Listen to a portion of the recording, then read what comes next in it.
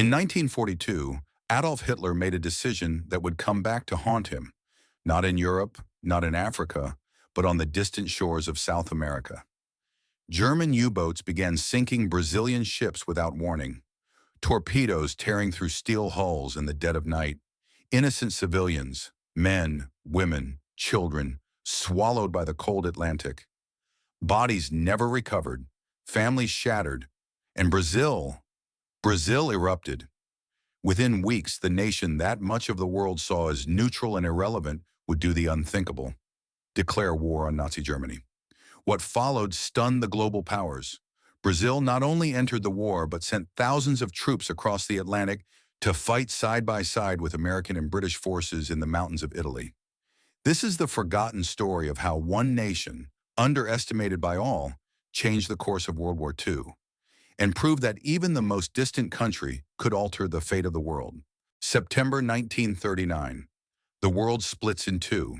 Poland falls. France falls. London burns under a rain of German bombs. In the Pacific, Japan devours territory after territory. The Axis powers seem unstoppable. And from across the Atlantic Ocean, South America watches in horrified silence. For most of the world, South America in 1940 was an afterthought, a distant continent of coffee plantations, rubber trees, and political instability. But to the strategists in Washington and Berlin, South America was something else entirely, a prize worth fighting for. And at the center of that prize was Brazil. Brazil in the early 1940s was a paradox. It was the largest country in South America, rich in resources that any modern war machine desperately needed. Rubber for tires and equipment, iron ore for steel, manganese for munitions, coffee to keep soldiers awake. Its northeastern coastline jutted out into the Atlantic, the closest point in the Americas to Africa and Europe. Whoever controlled Brazil controlled the gateway between continents. But Brazil was also politically unstable. Since 1930, it had been ruled by one man, Getulio Vargas, a shrewd, calculating president who had transformed himself into a dictator. Vargas admired Mussolini's Italy. He studied Hitler's propaganda techniques. He created his own authoritarian state, the Estado Novo, the new state, complete with censorship, secret police, and nationalistic fervor. To many observers, it seemed inevitable. Brazil would side with the Axis, and Nazi Germany believed it too. Throughout 1940 and 1941, German diplomats flooded Rio de Janeiro. They offered trade deals, military equipment, technological expertise. German ships docked in Brazilian ports.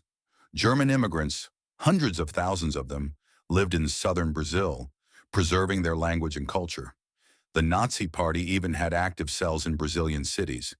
Hitler saw Brazil as a potential ally, or at minimum, a neutral nation that would never dare oppose him. But across the Atlantic, Franklin Delano Roosevelt saw something different. Roosevelt understood what was at stake. If Brazil fell into the Axis orbit, the entire Western Hemisphere could be threatened. German U-boats could operate from Brazilian ports. Axis bombers could reach the Panama Canal. The war would come to America's doorstep, so Roosevelt made Brazil an offer it couldn't refuse. American diplomats arrived with promises, industrial loans, infrastructure investment, military modernization. The United States would help Brazil build steel mills, highways, and a modern army. In exchange, Brazil would allow American military bases on its northeastern coast, bases that could serve as a crucial staging point for Allied operations in North Africa and Europe. Vargas, the political opportunist, played both sides masterfully. He accepted American aid while maintaining friendly relations with Germany. He watched, waited, and calculated which alliance would benefit Brazil most. For 2 years, Brazil sat on the knife's edge between two worlds. And then, everything changed. August 15, 1942. The merchant ship Bapendi steamed through dark waters off the coast of Sergipe, northeastern Brazil. On board, 306 passengers and crew. Most were civilians. Some were families traveling between coastal cities. Others were soldiers returning home on leave. None of them knew they were being watched. Beneath the surface, a German U-boat tracked their course. U-507, commanded by Korvettenkapitan Haro Schacht, had been prowling Brazilian waters for weeks. Hitler had authorized unrestricted submarine warfare in the South Atlantic, and Brazil, still officially neutral, was now in the crosshairs. At 7:50 p.m., the torpedo struck. The explosion tore through the Bapendi's hull. The ship listed violently. Passengers scrambled for lifeboats in the darkness, but there was no time. Within minutes, the vessel slipped beneath the waves. 270 people died. Only 36 survived. The Bapendi was not alone. Over the next 3 days, German U-boats unleashed a campaign of terror along Brazil's coast. On August 16th, the Araraquara went down. Hours later, the Anibal Benevolo, then the Itagiba, then the Arara. 5 ships in 72 hours. More than 600 Brazilian civilians killed. Brazil had never experienced anything like it. The nation was in shock. Newspapers ran front-page images of survivors pulled from the water, covered in oil, their eyes hollow with trauma.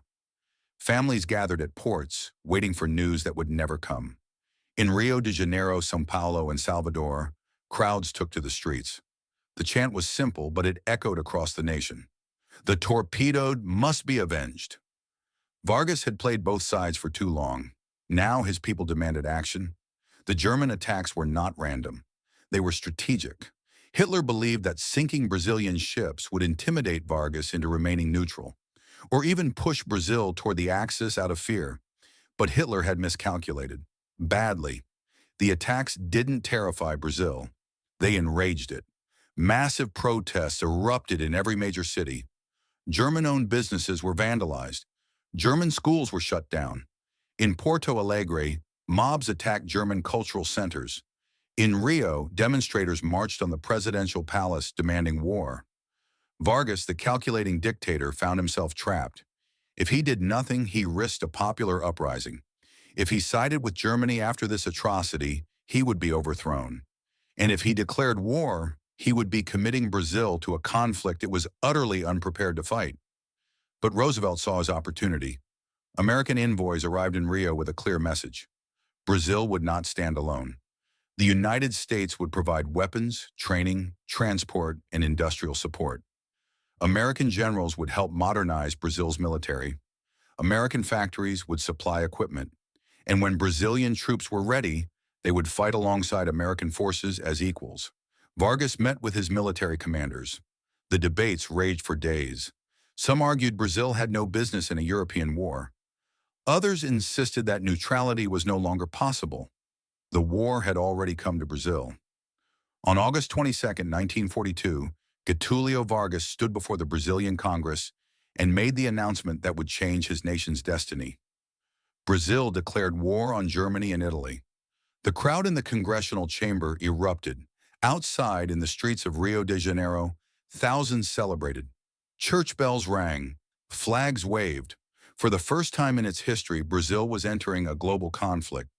Not as a victim, not as a bystander, but as a combatant. But celebration quickly gave way to reality. Brazil had declared war. Now it had to figure out how to fight one. The Brazilian military in 1942 was not ready for modern warfare. The army was outdated, equipped with weapons from World War I or earlier.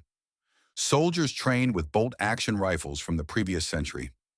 Artillery pieces were museum relics.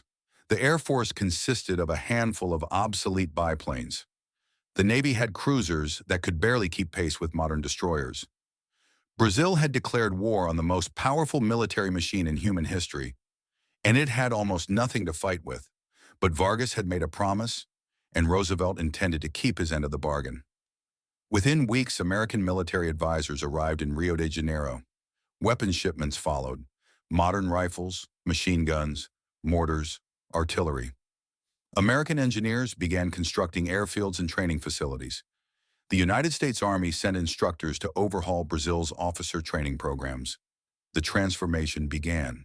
The Brazilian Expeditionary Force, the FEB, was officially formed in August 1943, 1 year after the declaration of war. Its mission: to send a combat division to Europe to fight alongside Allied forces. But creating a modern fighting force from scratch was no simple task. The first challenge was selection. Who would go to war? Brazil's army had never fought overseas. Most soldiers had never left their home states, let alone their country. The military needed to identify men who could endure the physical and psychological demands of combat in a foreign land. Volunteers flooded recruitment centers. Young men from Rio, São Paulo, Minas Gerais, and beyond, eager to prove themselves, to fight for their nation's honor, to avenge the torpedoed ships. The FEB eventually assembled a force of 25,000 men, drawn from every corner of Brazil, but training them would take time, and the war would not wait. American instructors pushed Brazilian soldiers through grueling drills. They learned to fire American weapons, read American maps, follow American tactics. They studied German defensive strategies. They practiced combat maneuvers in the mountains of Minas Gerais, simulating the terrain they would face in Italy. And they learned something else. They were going to fight in winter. Most Brazilian soldiers had never seen snow. They came from tropical and subtropical climates, where temperatures rarely dropped below comfortable levels. Now they were being told they would fight in the frozen mountains of northern Italy, where winter temperatures could plummet to deadly lows. The Americans provided winter uniforms, but nothing could truly prepare the Brazilians for what awaited them. The logistics of deploying an entire division across the Atlantic were staggering. The FEB needed transport ships, supply chains, medical facilities, and communication networks. Everything had to be coordinated with American and British forces already in Italy.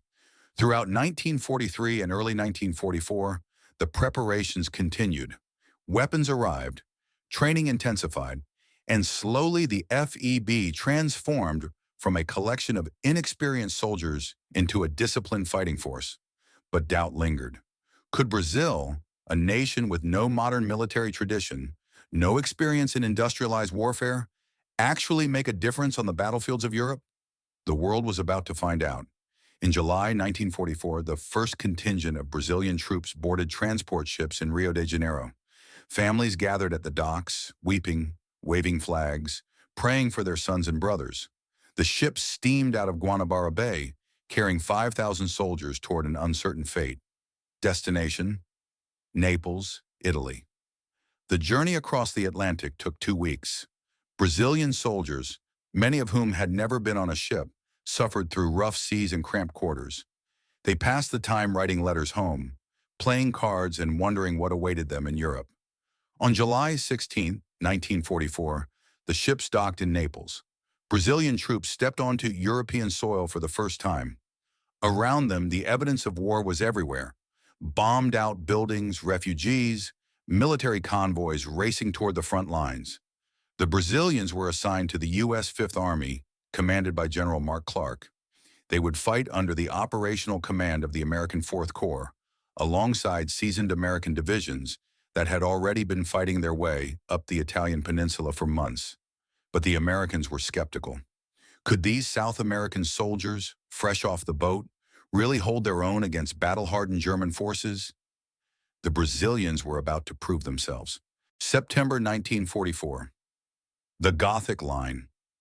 The German army had constructed a defensive line across northern Italy, a network of bunkers, minefields, machine gun nests, and artillery positions stretching from the Mediterranean to the Adriatic Sea. It was one of the most formidable defensive positions in the entire European theater, and the Brazilian Expeditionary Force was being sent to break it. The Brazilians were assigned to the Serchio Valley sector, a mountainous region in the Apennines. Their mission: to assault German positions, capture strategic towns, and push the enemy north toward the Po River Valley. On paper, it sounded straightforward. In reality, it was a nightmare. The mountains of northern Italy were unforgiving. Steep slopes, narrow passes, dense forests. Every ridge concealed German snipers. Every valley was covered by artillery. The Germans had spent months fortifying these positions, and they had no intention of giving them up. And then there was the weather. As autumn turned to winter, temperatures plummeted, rain turned roads into rivers of mud, snow blanketed the mountains. Brazilian soldiers, many of whom had never experienced cold like this, struggled to adapt. Frostbite became a serious concern. Weapons froze. Vehicles became stuck in mud and ice. The first Brazilian combat operations were small-scale patrols and reconnaissance missions. The goal was to give the troops experience, to let them adjust to combat conditions gradually. But war doesn't wait for soldiers to be ready. On September 16, 1944, a Brazilian patrol encountered a German unit near the town of Massarosa. Gunfire erupted. The Brazilians took cover, returned fire, and called for support. The engagement lasted less than an hour, but it was the FEB's first taste of combat. 3 Brazilian soldiers were wounded, but they had held their ground. Word spread through the division. The Brazilians had faced the Germans and had not broken. Confidence began to build, but the real test was still ahead. In late September, the FEB was ordered to capture the town of Monte Castelo, a strategic position high in the Apennines that overlooked key supply routes. German forces had fortified the mountain with machine gun nests, artillery, and minefields. Taking it would require a frontal assault up steep exposed slopes. The Brazilians launched their first attack on November 24, 1944. It was a disaster. Brazilian infantry advanced up the mountain under heavy fire. German machine guns tore through their ranks. Artillery shells rained down. The slopes were too steep, the defenses too strong. After hours of brutal fighting, the Brazilians were forced to retreat.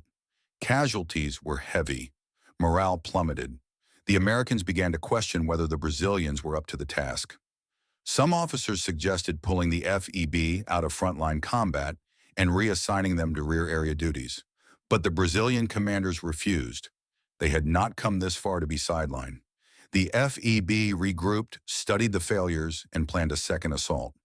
On November 29th, they attacked again. And again they were repelled. A third assault on December 12th met the same fate. Monte Castelo became an obsession. The Brazilians had declared war to avenge their dead. They had crossed an ocean to fight. They would not accept defeat.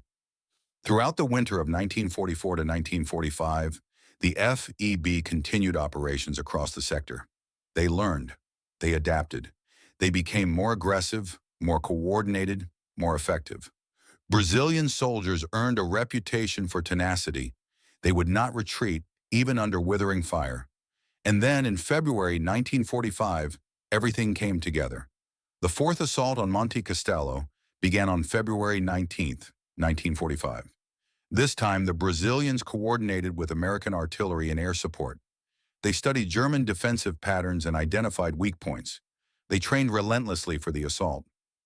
At dawn on February 21st, Brazilian troops surged up the slopes of Monte Castelo. German machine guns opened fire, but this time, the Brazilians pressed forward. They used grenades to clear bunkers. They flanked German positions. They fought with a ferocity born of months of frustration. By nightfall, the Brazilian flag flew over Monte Castelo. The victory was more than symbolic. It proved that the FEB could fight and win against experienced German forces. American commanders took notice. The skepticism vanished. Brazil was no longer an experiment. It was a fighting force. The momentum continued.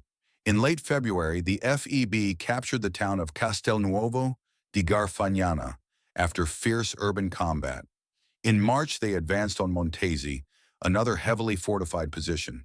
The battle for Montese lasted 3 days, with Brazilian troops fighting house to house against German paratroopers.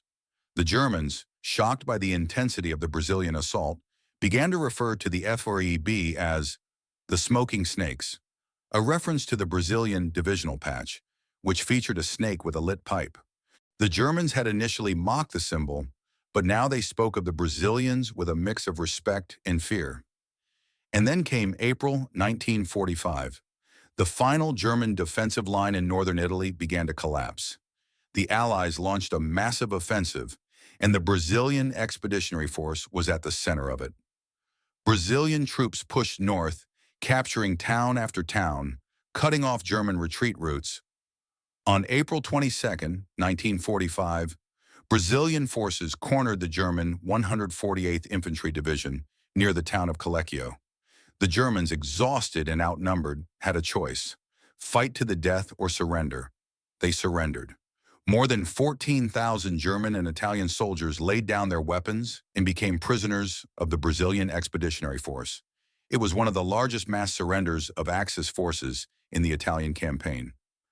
Brazilian soldiers who just months earlier had been dismissed as inexperienced had captured an entire enemy division.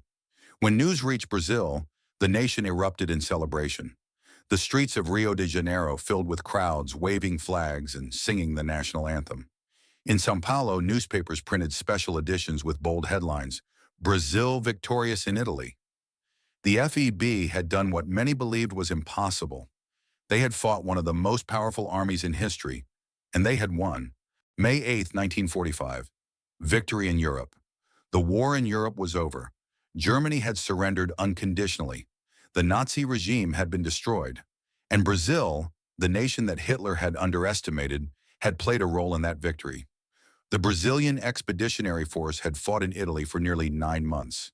In that time, they had suffered more than 2,000 casualties, 450 killed in action, the rest wounded or missing. They had captured more than 20,000 Axis prisoners. They had liberated dozens of Italian towns and villages. They had earned the respect of American and British commanders, but more importantly, they had transformed Brazil. Throughout 1945, Brazilian troops began returning home. Transport ships carrying soldiers docked in Rio de Janeiro to scenes of jubilation. Thousands gathered at the ports, waving flags, holding signs, cheering for the heroes who had crossed an ocean to fight for their nation. Veterans of the FEB marched through the streets of Rio, São Paulo, and Brasilia. They wore their uniforms with pride. They carried the battle honors of Monte Castelo, Montesi, and Colecchio. They had proven that Brazil was not a passive observer in world events. It was a participant, a force to be reckoned with. But the impact of the war extended far beyond military victory. Brazil's participation in World War II had exposed contradictions within the nation itself. Brazilian soldiers had fought to defeat fascism in Europe, yet they returned to a country still ruled by Getúlio Vargas's authoritarian Estado Novo regime. They had fought for democracy abroad, but lived under dictatorship at home. Veterans began asking uncomfortable questions. If fascism was evil in Europe, why was it acceptable in Brazil? If they had risked their lives for freedom, why did they not have freedom in their own country? The pressure mounted. Pro-democracy movements gained momentum. Students, intellectuals, and former soldiers demanded political reform. The contradiction had become untenable.